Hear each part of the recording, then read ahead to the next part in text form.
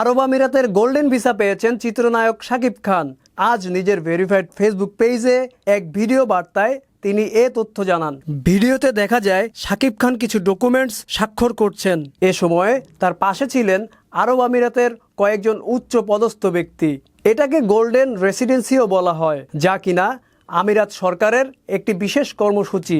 এর বাহকরা আলাদা মর্যাদা পান দেশটিতে। যদিও বিনিয়োগ, ব্যবসা সহ নানান ক্ষেত্রে বহু প্রবাসী ভারতীয় ও বাংলাদেশি গোল্ডেন রেসিডেন্সি পেয়েছেন এরই মধ্যে। ভারত থেকে অভিনেতা ও সুপারস্টার রজনীকান্ত, শাহরুখ খান, সঞ্জয় দত্ত ও টেনিস তারকা সোনিয়া মির্জা আরব আমিরাতের গোল্ডেন ভিসা পেয়েছেন। গোল্ডেন ভিসা প্রাপ্তরা আমিরাতের নাগরিক না হলেও শিক্ষা, চিকিৎসা, ব্যবসা, সরকারি অনুষ্ঠানে যোগদান, বিমানবন্দরে প্রিভিলেজ সহ নানান সুবিধা পান। BD plus news desk.